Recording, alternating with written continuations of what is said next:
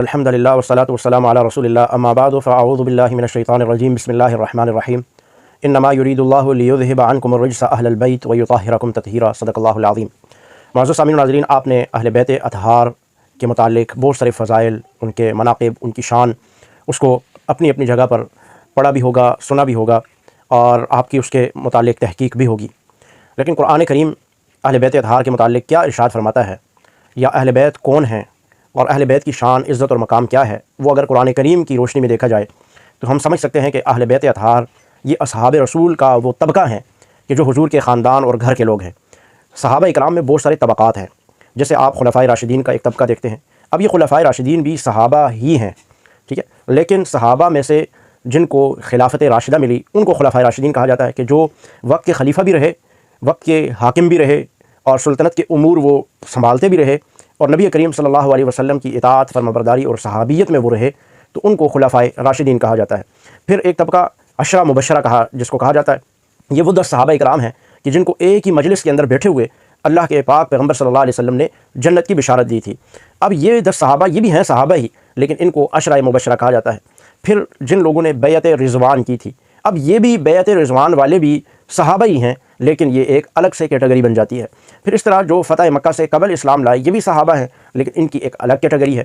اب جو فتح مکہ کے بعد لائے وہ بھی صحابہ ہی ہیں، لیکن ان کی ایک الگ کیٹیگری بن جاتی ہے۔ اب اہل بیت اطہار بھی صحابہ ہیں، لیکن ان کی ایک الگ کیٹیگری بن جاتی ہے کہ یہ حضور کے گھر والے ہیں۔ تو اب ہمیں دیکھنا یہ ہے کہ ان کی شان، عزت اور مقام کیا ہے، اور اہل بیت اطہار قرآن کی روح سے ہیں کون۔ اس سے پہلے میں ایک شبے کا ازالہ کرتا چلا جاؤں کہ جب صحابہ کرام کا نام آتا ہے، خصوصاً اس پر روافظ تڑپ اٹھتے ہیں جب ہم انہیں کہتے ہیں کہ صحابہ قرآنی شخصیات ہیں، صحابہ اکرام تاریخی شخصیات نہیں ہیں، تو وہ ہمیں بتاتے ہیں کہ جناب قرآن میں تو صحابہ اکرام کی سرزنش ہوئی ہے، قرآن میں تو صحابہ اکرام کو اللہ تعالیٰ نے ڈانٹ ڈپٹ کی ہے۔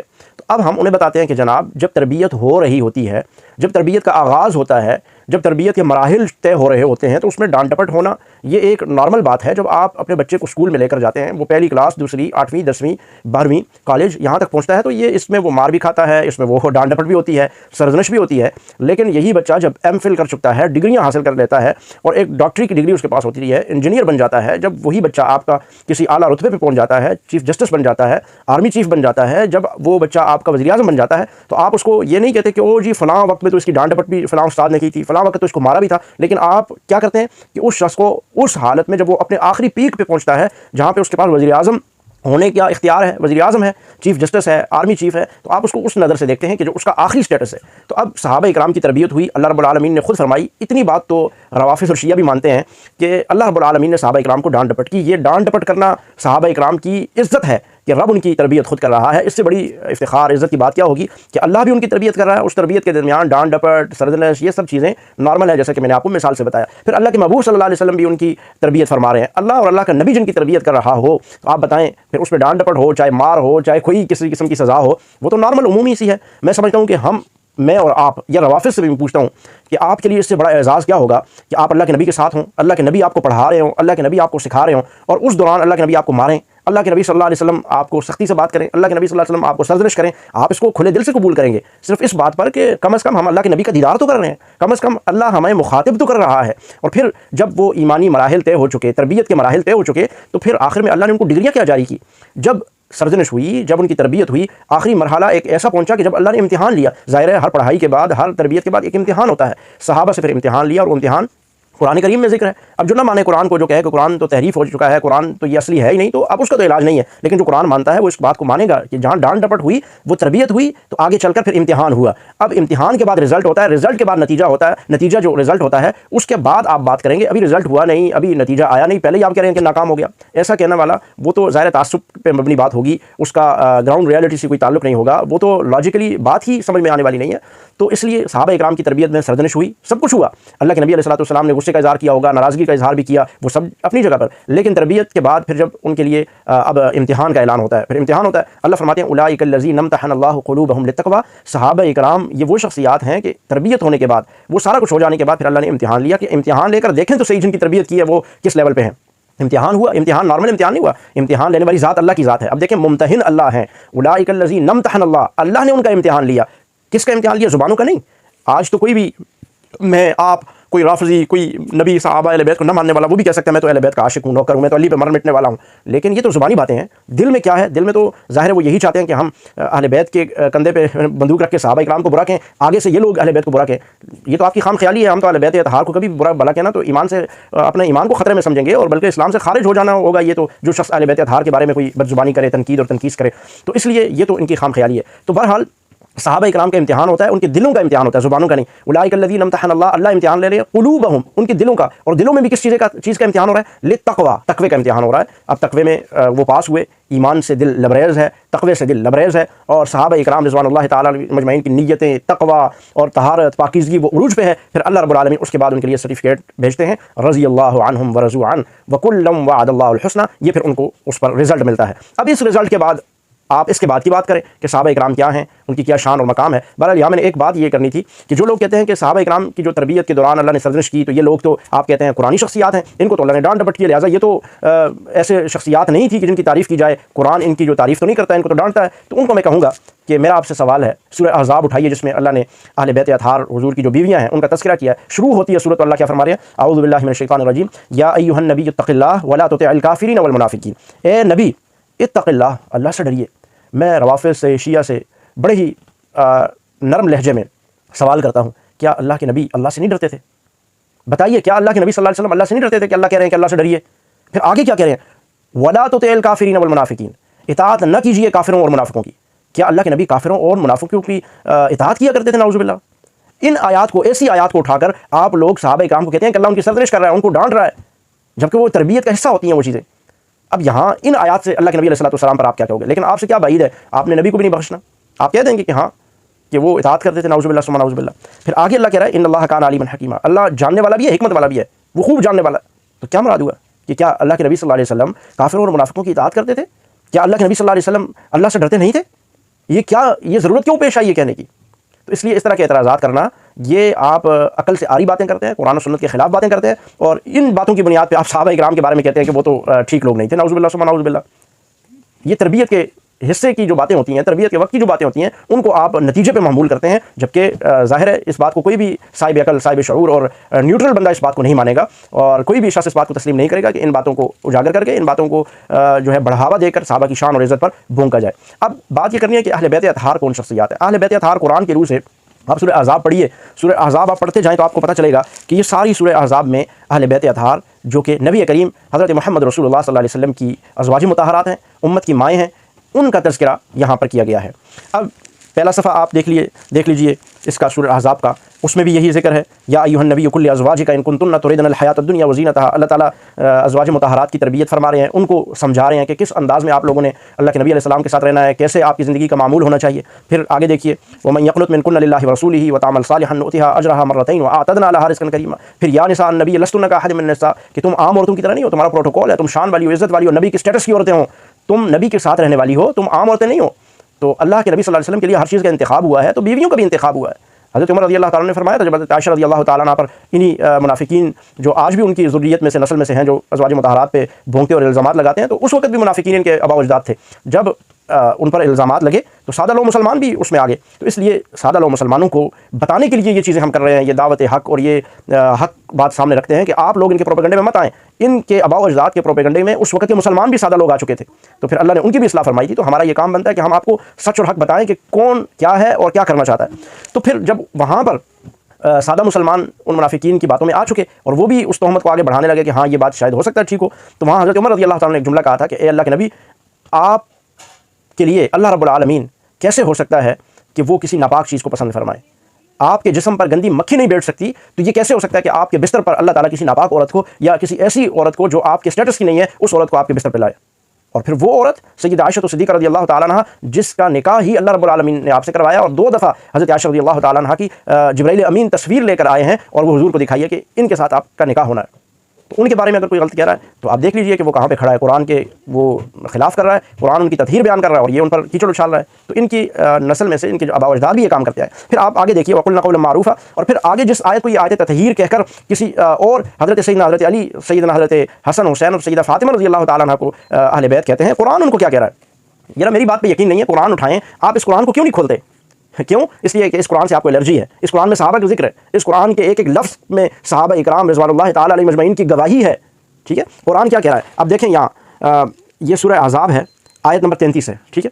یہ اب پڑھیں اس کو، آپ اس آیت کو آدھا کیوں پڑھتے ہیں، آدھا ٹکڑا کیوں لیتے ہیں، پورا کیوں نہیں پڑھتے؟ وقرنا، یہ یہاں سے شروع ہو رہی ہے، وقرنا فی بیوتکن ولا تبرجن تبرج الجاہلیۃ الاولی واقمنا الصلاۃ، نماز ادا کرتی رہو، وآتینا الزکاۃ، زکات دیتی رہو، واطیعنا اللہ ورسول، اللہ رسول کی اطاعت کرو۔